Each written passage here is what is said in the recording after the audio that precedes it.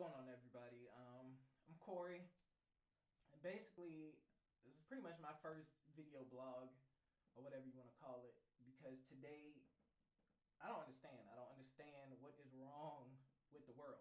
I don't understand what's wrong with our people, our culture, Americans. Period. It's getting a little out of hand. So I just thought that I would take my views and my opinions or whatever and put it out there. And if you agree, you agree. If you don't, whatever, agree to disagree. It's not a big deal. But it's one of those things that I think is important to say, and I think it's important that people are awarded the opportunity to be able to hear it and to be able to make their own opinions up from there. And so basically what spun all of this and what started this was me thinking, who runs Media Takeout? And that just so happens because I was scrolling through my news feeds this morning. For those of you who follow me or are already friends with me on Facebook, you know that I just started this thing maybe a month or so ago where I go through the news and I go through all the major websites. I go through different smaller blogs, different smaller whatever, and I just try to bring the news all in one, try to bring it to the masses so that people get the information, whether it's comical, whether it's, it's something serious or everything in between. I put it out there, and I put it out there my way. I put it out there in a way that I think people would want to read it, but at least you get the news. And I started to do that because there are so many people out there that know nothing about what is going on in the world. They have absolutely nothing. All they know is their little small hub that they live in. They know maybe their neighbors, who works at the corner store, who runs the dry cleaners. But they don't know any of the world politicians. They don't know any of the things that are going on. They only suspect corruptness. They only, spew the hatred in which they hear from others. But they really don't know much about anything. And I'm never going to come here and say that I know everything. I know a lot about a little. But I know something. And, I'm always striving for new knowledge. And if somebody can teach me something, I'm willing to learn it. So it just started with me not only finishing up my news posts that I do every day, but I'm scrolling through, and then obviously I follow Media Takeout. I used to go to the website. Now you follow them on Facebook. You get all the, I call it ratchet news, or ratchetmedia.com, because that's essentially what it is. And I saw the post about what happened in South Carolina. So, obviously my prayers and my thoughts and condolences go out to the family and all those who were affected by that tragic incident that happened last night with those 9 people that were taken away from this world for no just reason. That being said, I'm reading and I see this MTO update that just basically throws out facts mixed with lies, I say, or exaggerations, and it just made me have to respond. And when I responded, I'm starting to look at all these people who are sharing these posts, and I'm looking at all these people who are liking it, and I'm like, to me, this is a website which I guarantee you, at least a quarter of the people who go to this website, they don't see any other news. Their version of news is what they see on Facebook, what they get from Twitter, what their friends post on Instagram. They don't go anywhere else unless their parents are coming and telling them, unless there's a friend somewhere who's keeping them abreast of the situations. They don't know nothing because it doesn't affect them. It's not a big deal to them, so they don't care. So I'm like, you have this website that only puts out ratchet information in the first place. Very rarely do you see anything positive at all on it. But you have this website that are now putting up extra information about an individual who the police were looking for up until about 20 minutes ago, I say, if that, which I just found out they caught the guy who was a suspect in the shooting. But, they're putting out this false information, and then people tried to spew out against my comments and had something to say, and they were like, that doesn't matter, he's a terrorist, he's a racist, it doesn't matter what MTO put out, what matters is the information is there, blah, blah, blah. Okay. Well, I'm starting to read it, and the first thing that I start to see is they say he was dressed as a militant individual and looked militant-like. And I guess it's probably better that I just read it. If I can even find it. Let me see.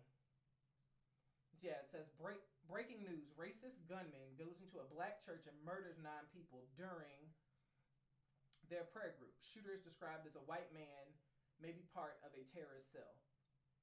And that was edited. So I don't even know if I have the original post, which was initially put out there, which I might. Okay, so it goes, breaking news, racist gunman goes into a black church and murders 9 people during their prayer group. Shooters described as a white male might be part of a terrorist cell. And that actually, that was 3 hours ago, and that's still the same thing edited. So it's not even the original title that was put up there. But I know that my initial claim to them was just me being upset about the actual fact that they weren't putting out correct information.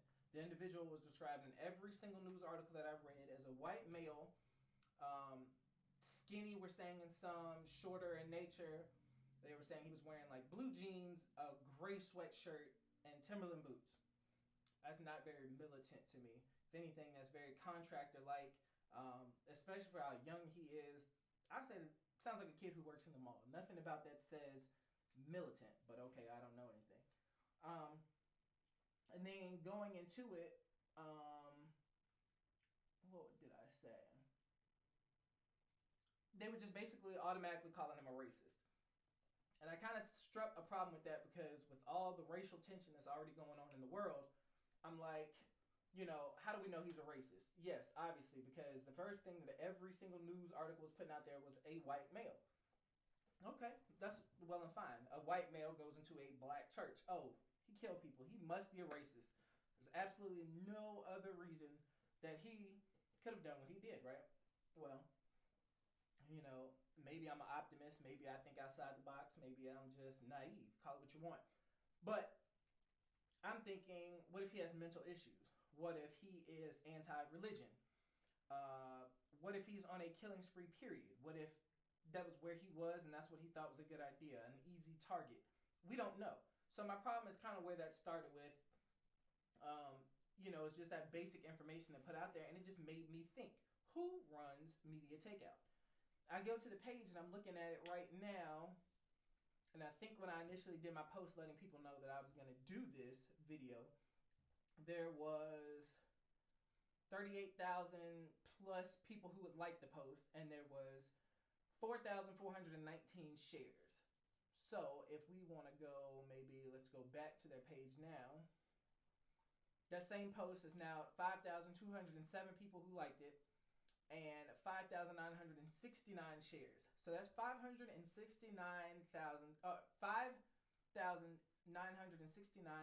people who got that misinformation at the time, who got it put out there, and it just only started to spread. And you know, now everybody's got it shared on their page, and they're getting their information from Joe Schmo, who put their 2 cents on it and put it up.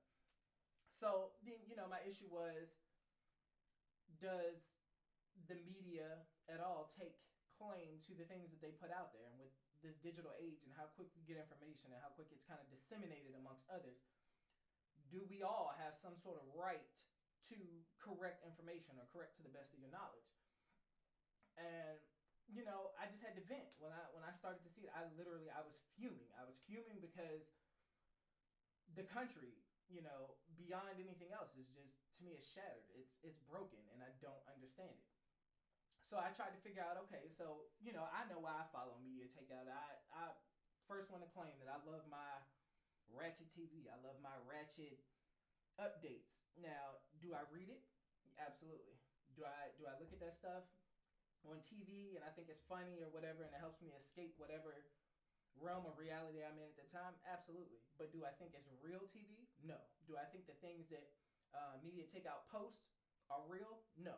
I'd probably say, in my mind, I say about 10% of what they write do I even take with a grain of salt.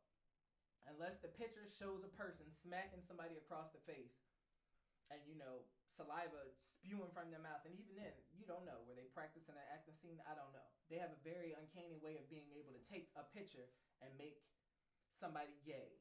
Make them have a boob job. They just got to update. They just got to this. They just got to that. You know, they always spin it. And I'm like, okay, that's fine. Do what you do. But look how many people out there are reading it. Look how many people are drawn to that drama, that ratchetness, those false statements that are constantly being made. And half of them are inappropriate. You know, what's recent, like the comments that they keep making about Will Smith's son. I will give this to you. He is different. There is absolutely nothing about the way that he dresses, his style, who he hangs out with, whatever. He is different. But both of his children are different. They are different in their own ways and their own rights, as many other people out there in the world are different. But because they're in the spotlight, it becomes appropriate not only for people to put out the facts. Yes, he's wearing X, Y, and Z. Yes, he's doing this, this, and that. You got to read into it extra. You got to call him names. You got to assume something else about him that he didn't give you for news, and now that's just being perpetuated in the news. And it's one of those things that I'm really starting to think about the way society is run. And so, I'm looking at all these people now, and I'm wondering, how often are these people seeking outside information? Do you hear something from somebody else and do you just take it as truth? Are you going and fact checking it? Are you typing into Google and pulling up news sources that actually are backed by people who went out and got that information? Or are you just taking word of mouth? So it's just one of those things that I'm seeing. And then I started to see all of these posts that were written under my comment, which, now I think it was over 150 conversational, pieces to that now. And I'm pretty sure there's even more. But I'm just reading these posts from these people who, terrible grammar, horrible sentence structure.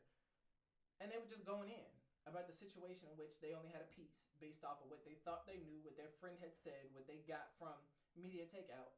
And they were going in. And I'm really trying to see what was the point of it. I'm starting to see more racism from the black people than I've ever started to see from anybody else.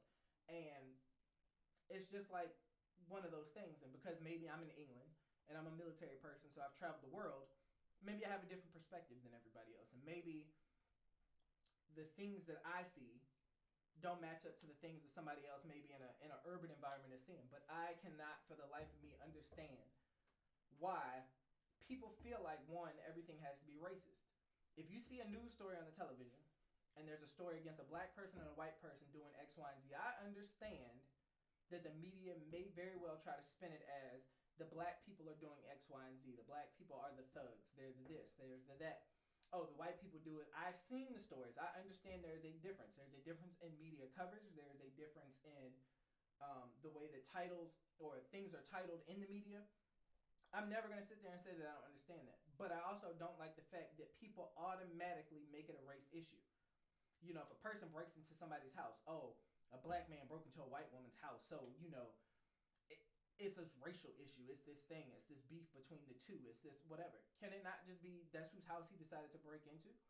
And I don't like the fact that everybody has this, snap judgment to throw racism out there. And so, I'm just starting to look. And then I went into, let me see. I wrote down some stuff. So, then people were calling it, obviously, the officials around the town were calling this situation a hate crime. And I'm like, okay, so I went and I looked up what a hate crime was. And the definition that I got is a hate crime is motivated by racial, sexual, or prejudice, typically involving some type of violence. And I was like, okay, so that covers a pretty broad range of stuff in terms of what the situation could be about. But again, we still don't know. So I don't like people putting out false information about anything, let alone with all these people who are already feeling bogged down with racial tension and discrimination, and then putting out more and more things to just kind of stir the pot and just keep it going and keep it going. It's making these people angry. And not only is it making people angry, it's taking those people who never took the time to learn anything else other than the anger that they're being taught. It's just giving them more ammunition because now they believe in an issue that was never really an issue. So, hey, call me I was already on this post called today. Basically, I was called a house nigger. While everybody else is out in the field, I was that person, not because of the color of my skin, but my outlook on the situation. I guess I'm Massa's little friend, which is fine. Hey, call me what you want to call me because I can express what I feel and believe better than you can. Then I went into some stuff and it started to make me wonder. A lot of the things that I was reading on this post were just bringing me back to times where I'm thinking, how many times does a stereotype play into the situations in which we all are in? And then I was like, okay, so let me Google the definition of stereotype. And it's a widely held but fixed an oversimplified image or idea of a particular thing or person. And then I was like, okay, well, is that going to give people what they need? So I was like, okay. They had another one that kind of related to printing. So it was basically a mold from a composed type. So I was like, okay, well, that's pretty simple. You know, you got one thing that you're trying to create, you have a mold. So every time you want to create that exact same thing, you fill that mold, you get the same product. And I was like, let's apply that to people. Stereotypes very, very rarely to me nowadays are wrong to the masses. And why? Why? I think because we feed into them more than we try to break the stereotype that invented the reason for thinking in the first place. And then I was like, okay, so let's think of some stereotypes that I can think of off the top of my head. So let me read what I wrote. I got black people allowed. Let's see. Black people are rude. All black people are thugs, and blacks love rap and hip hop. Let's see. White people. White people love rock and roll. White people love Rush Limbaugh and only watch Fox News. White people are super outdoorsy. White people save tons of money and they donate all the time. Then I was like, and you know, I had to look those up because I don't even, other than maybe white people thinking that most of them are well-spoken and proper and maybe used to come from somewhat of a good family, I don't know how many stereotypes I personally held. But then I was like, okay, well, let's look up, you know, a Mexican. And obviously they went on the Mexicans too. It says Mexicans only drink tequila. They only eat tacos. All Mexicans are illegal immigrants. Mexicans have like 20 kids in their family. All Mexican men cut lawns, do constructions, and all the women are maids. And so on and so on and so on. And obviously, to me, I've always said it my entire life, I don't know how many white jokes there are out there in the first place. There are a ton of blonde jokes, maybe. But there's tons of colored jokes. No matter what race or denomination you come from, if you are a person of color, there seems to be a ton of stereotypes and jokes. But then if I take it and I look a little bit deeper, how many of those stereotypes do we perpetuate? How many of these rules that are now created from stereotypes are things that we as a people, as Americans, period, have done? And if you can't look at yourself in the mirror and say, you know, I didn't read, all black people aren't thugs, absolutely not. And I know plenty of black people who don't like rap at all. Have I met my fair share of rude black people? Absolutely. But I've met my fair share of rude everybody. So, you know, that doesn't really apply. Are black people loud? Maybe. So, in my opinion, is Hispanics. But I think, you know, it's a cultural thing. But are we loud? Yep. I'm not quiet by any means. So you have to take some stuff with a grain of salt and figure out where it came from and see where it fits. But how much of this stuff goes on daily, stereotypes go on daily, that we feed into? And that's just one of those questions that it just keeps spawning, you know, between all the things that get put out in the news, between all these riots and situations involving police. And, you know, and it's really sad to see the stuff that's happening to the girls from the pool party to the other one with the recreation pool center or whatever, getting taken under arrest and being brutalized by the cops. But at the same time, we don't know what happened. We weren't really there. We have bits and pieces of a story, but did they do their part? Did they do what they were told to do by the police officers when the police officers told them what to do? You know, and I don't ever want to make it seem like there's always one side and there's another, because there's always the right, the wrong, and there's something in the middle that people just have a gray area with, but that's fine. I encourage people to not feed into the stereotype. Beyond feeding into the stereotype, I want people to have a mind of their own. I want people to feel like it's okay to be different. It's okay to stand out. It's okay to have a cause, to want to believe in something better than the situation you're in.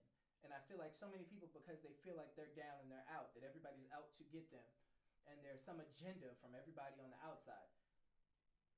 Do better by believing in better, by striving to do better, and seeing better in every single person that you meet. If you are constantly believing in negativity, that's all you're putting out there. That's it. Every person on this earth is capable of doing something good, something honest, something beautiful, you know. And it just bothers me that we take the time to see the negative in every single situation. And, people want to spew it. Now that, streets are probably going to be filled with tons of people going out there and trying to protest and whatever, or have something to say. And my whole mindset behind it is, if you're going to be about it, be about it. If you're going to talk a good game, walk a good game. If you're going to stand for something, stand for it. But I'm tired of people posting stuff. I'm tired of everybody having an opinion and doing nothing. If you really think things have to change, get out there. Make it change. If you really want to see a positive side of people, get out there and be that positive inspiration that they need.